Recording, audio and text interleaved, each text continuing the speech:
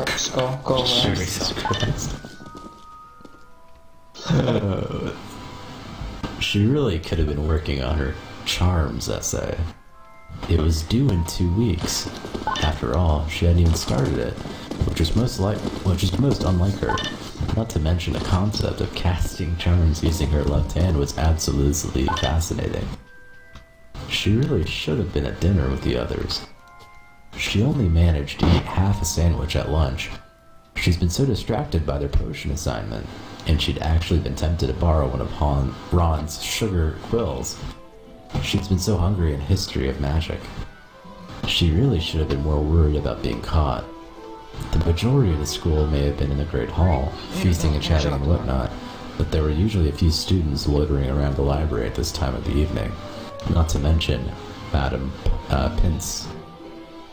She really should not have been standing for the most corner of the library with her legs spread, arms braced against the bookcase in front of her, biting her tongue. Wait, I haven't wrote the good parts. How long Jesus is the Christ. Alright. Ginny's fingers moved in a small circle over the cotton of her underwear, tracing the outline of exactly where Hermione needed them to be. Proof that Ginny was in a playful mood, and that Hermione could almost certainly be missing dinner.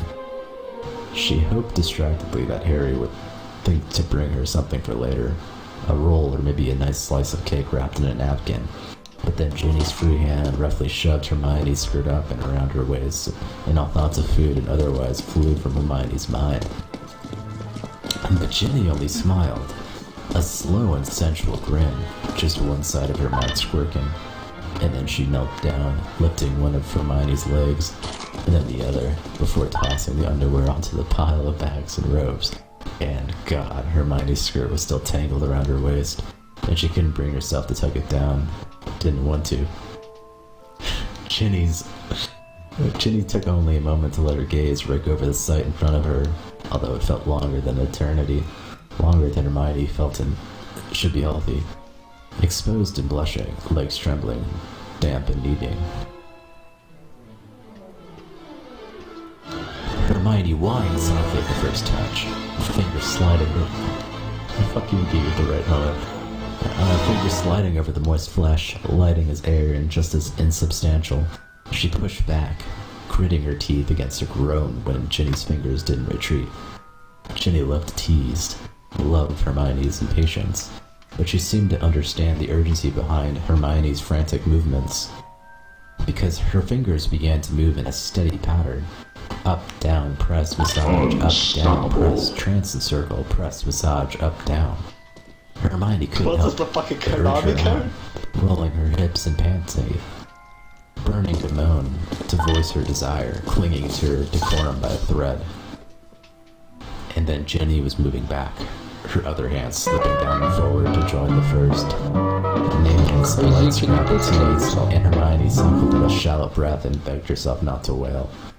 And then Ginny's fingers were slipping inside, stretching her with ease, the perfect pressure, the perfect sin, and Hermione had only to imagine herself leaned against a bookcase, the skirt rucked up around her waist, socks pulled up to her knees, sensible shoes and a perfect knotted tie, sweating and dizzy and wanton descendants, and oh, she was spinning and almost choked on her own need to scream, on her own need for silence and throbbing, pulsing around Ginny's fingers.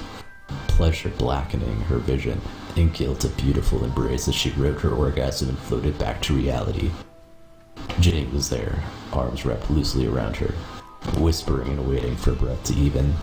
Struggling against her knees' desires to buckle, Hermione managed to straighten up, and Ginny slipped back, her eyes bright, and grinning lazily as she watched Hermione smooth her skirt down in an attempt to arrange herself to look something other than thoroughly debauched.